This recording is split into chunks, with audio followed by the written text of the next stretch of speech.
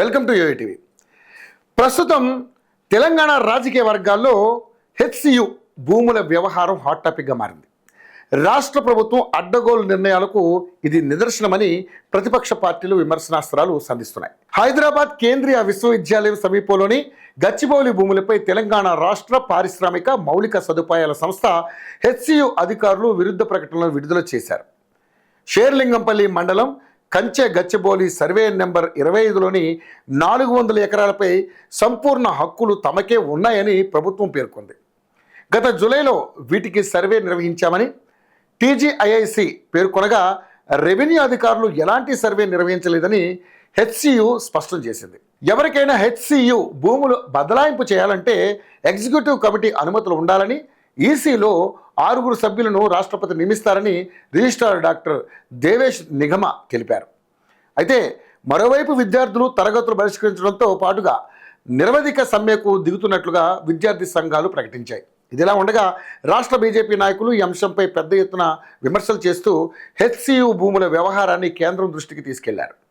ఆ వివరాలు ఏంటో ఈ వీడియోలో తెలుసుకుందాం. కాంగ్రెస్ ప్రభుత్వం కంచె గచ్చిబౌలిలో 400 ఎకరాల భూమిని వేలం వేసి గొప్ప వృక్ష సంపదని నిర్మూలిస్తుందని బీజేపీ నాయకులు ఆగ్రహం వ్యక్తం చేస్తున్నారు. కాంగ్రెస్ ప్రభుత్వం ప్రతిపక్షాల గొంతు నొక్కే ప్రయత్నం చేస్తున్నారని, విద్యార్థులని అణిచివేయడం, పచ్చని చెట్లని నరికివేయాలని, దాంతోపాటు పచ్చదనం జీవ విధ్వంసానికి కాంగ్రెస్ ప్రభుత్వం పాల్పడుతుందని తెలంగాణ బీజేపీ అధ్యక్షుడు కేంద్ర మంత్రి కిషన్ రెడ్డి ఆధ్వర్యంలో బండి సంజయ్ సహా మిగిలిన ఎంపీలు ఈటల రాజేందర్, బండి సంజయ్, ధర్మపురి అరవింద్, కొండా విశ్వేశ్వరరెడ్డి, నగేష్లు కేంద్ర మానవ వనరుల శాఖ మంత్రి ధర్మేంద్ర ప్రధాన్ని కలిశారు.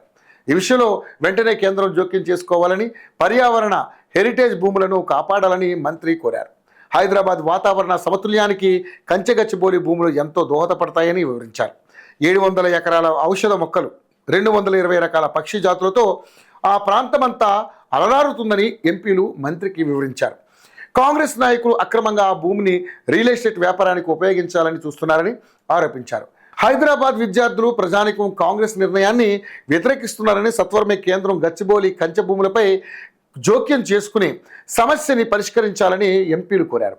రాష్ట్ర ప్రభుత్వం వేలం వేయాలనుకుంటున్న 400 ఎకరాల భూమి అటవీ పరిధిలోకి వస్తుందని, అటవీ లక్షణాలు కలిగిన ఏ భూమినైనా కేంద్ర ప్రభుత్వ అనుమతి లేకుండా నరకడానికి వీలు లేదని సుప్రీంకోర్టు తీర్పులున్నాయని బండి సంజయ్ తెలిపారు. కంచె గచ్చిబౌలికి సంబంధించిన 400 ఎకరాల భూమిపై హైకోర్టులో కేసు నడుస్తుందని, వట ఫౌండేషన్ అనే ఎన్జిఓ దాఖలు చేసిన ఏప్రిల్ 7 నాటికి కేసు దాఖలు చేయాలని హైకోర్టు రాష్ట్ర ప్రభుత్వాన్ని ఆదేశించింది. అయితే కంచె గచ్చిబౌలి భూములను జాతీయ ఉద్యానవనంగా ప్రకటించాలని పిటిషన్లో కోరారు. అత్యవసరంగా పిటిషన్ స్వీకరించి విచారణ చేపట్టాలని వటా ఫౌండేషన్ లాయర్ కోరారు. ఇక బుధవారం ఈ పిటిషన్ను విచారిస్తామని న్యాయస్థానం పేర్కొంది.